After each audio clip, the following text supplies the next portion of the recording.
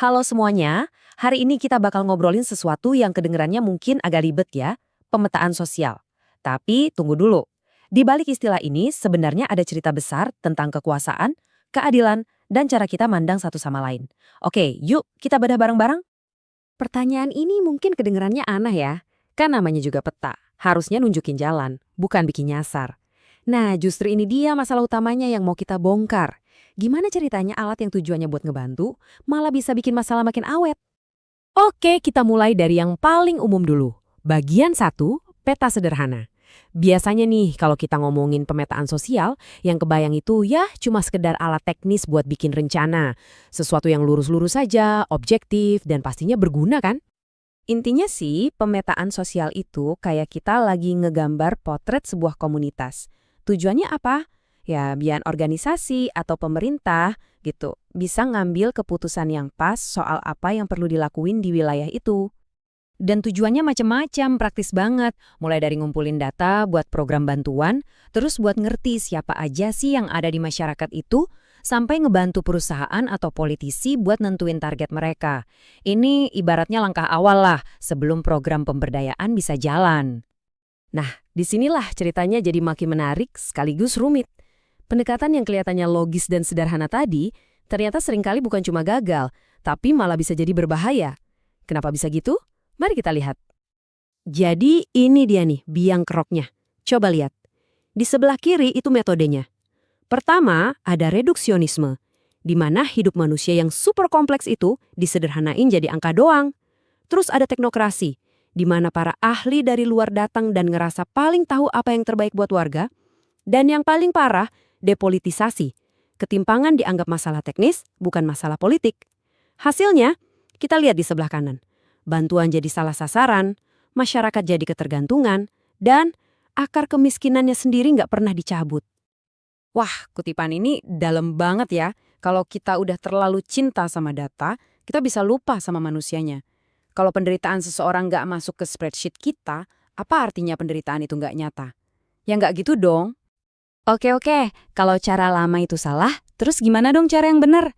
Nah, sekarang yuk kita coba gambar ulang peta kita. Kali ini dengan cara yang lebih manusiawi, lebih dalam. Kuncinya, satu, berhenti fokus sama masalahnya aja dan mulai cari tahu potensinya. Percaya atau enggak, setiap komunitas itu punya 5 jenis modal atau kekayaan. Sekecil atau semiskin apapun kelihatannya.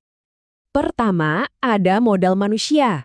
Ini bukan cuma soal ijazah ya, tapi juga soal skill atau keahlian praktis yang dimiliki warga, gimana kondisi kesehatan mereka, dan semua kemampuan yang mereka punya. Kedua, modal finansial.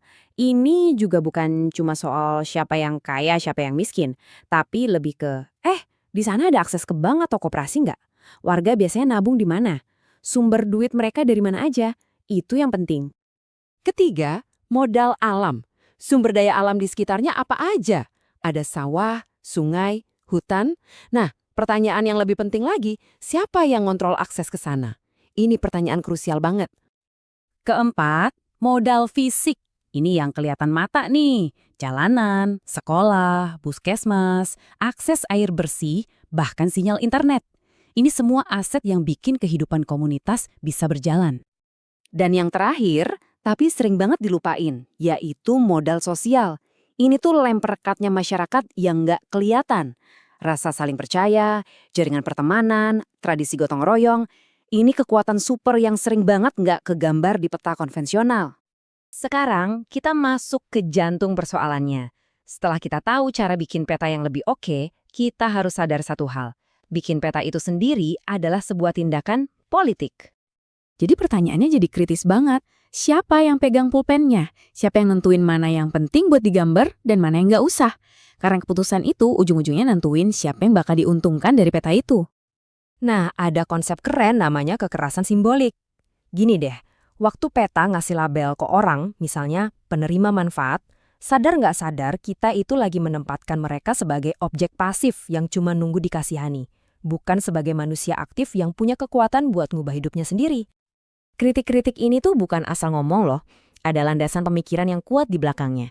Ada Marx yang ngingetin kita buat ngelihat hubungan antar kelas, ada Bourdieu yang ngenalin ide kekerasan simbolik tadi. Ada Foucault yang bilang pengetahuan dan kekuasaan itu nggak bisa dipisahin. Dan ada Freye yang ngajarin kalau pemetaan itu harusnya jadi alat penyadaran. Makanya, kata partisipasi itu harus kita lihat lagi. Di sebelah kiri itu manipulasi, yang sering disebut partisipasi abal-abal. Warga diajak ngobrol cuma buat formalitas, keputusan udah dibuat.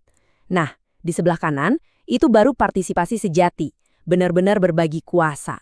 Warga sendiri yang nentuin masalahnya apa, dan mereka yang ngontrol hasilnya.